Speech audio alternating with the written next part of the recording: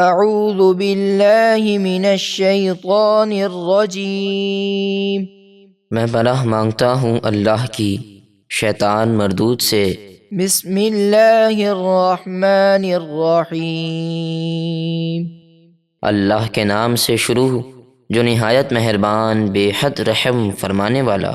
لقد كان لكم في رسول الله أسوة حسنة لمن كان يرجو الله واليوم الآخر وذكر الله كثيرا۔ بے شک تمہارے لیے رسول اللہ کی پیروی بہتر ہے اس کے لیے جو اللہ کی ملاقات اور قیامت کے دن کی امید رکھتا ہو اور اللہ کو بہت یاد کرتا ہو۔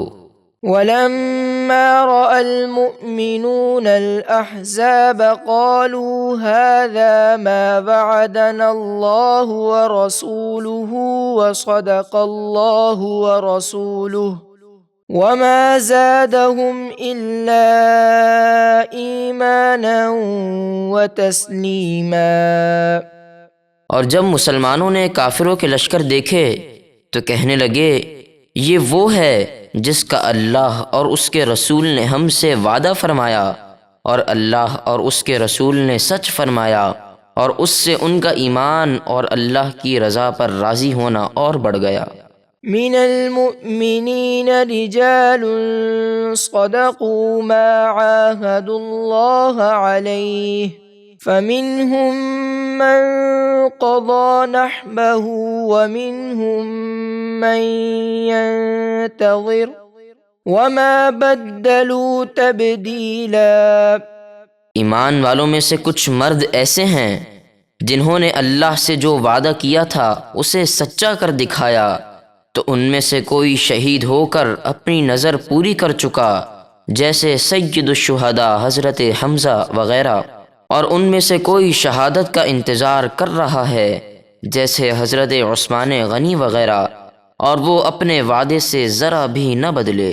لِيَجْزِيَ اللَّهُ الصَّادِقِينَ بِصِدْقِهِمْ وَيُعَذِّبَ الْمُنَافِقِينَ إِن شَاءَ أَوْ يَتُوبَ عَلَيْهِمْ إِنَّ اللَّهَ كَانَ غَفُورًا رَحِيمًا۔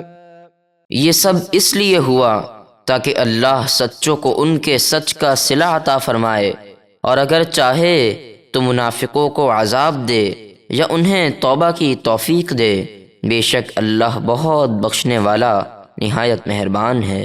وَرَدَّ اللَّهُ الَّذِينَ كَفَرُوا بِغَيظِهِمْ لَمْ يَنَالُوا خَيْرًا وَكَفَى اللَّهُ الْمُؤْمِنِينَ الْقِتَالَ وَكَانَ اللَّهُ قَوِيًّا عَزِيزًا۔ اور اللہ نے کافروں کو غزوہ خندق سے ان کے دلوں کی جلن کے ساتھ نامراد لوٹا دیا، وہ اس جنگ میں کچھ بھی فائدہ حاصل نہ کر سکے، اور لڑائی میں اللہ مسلمانوں کو کافی ہو گیا، اور اللہ بڑی قوت والا بڑے غلبے والا ہے۔ وَأَنزَلَ الَّذِينَ ظَاهَرُوهُم من أهل الكتاب من صياصيهم وقذف في قلوبهم الرعب فريقا تقتلون وتأسرون فريقا۔ اور جن اہل کتاب یہودیوں نے ان کافروں کی مدد کی تھی، اللہ نے انہیں ان کے قلعوں سے اتارا اور ان کے دلوں میں مسلمانوں کا رعب ڈال دیا، تو ان کے ایک گروہ کو تم قتل کرتے ہو اور ایک گروہ کو قیدی بناتے ہو۔ وَأَوْرَثَكُمْ أَرْضَهُمْ وَدِيَارَهُمْ وَأَمْوَالَهُمْ وَأَرْضًا لَمْ تَطَئُوهَا وَكَانَ اللَّهُ عَلَى كُلِّ شَيْءٍ قَدِيرًا۔ اور اللہ نے ان کی زمین اور ان کے مکانوں اور ان کے مال کا تمہیں وارث بنا دیا، اور اس زمین کا بھی جس پر تم نے ابھی قدم نہ رکھا جیسے خیبر وغیرہ، اور اللہ ہر چیز پر قادر ہے۔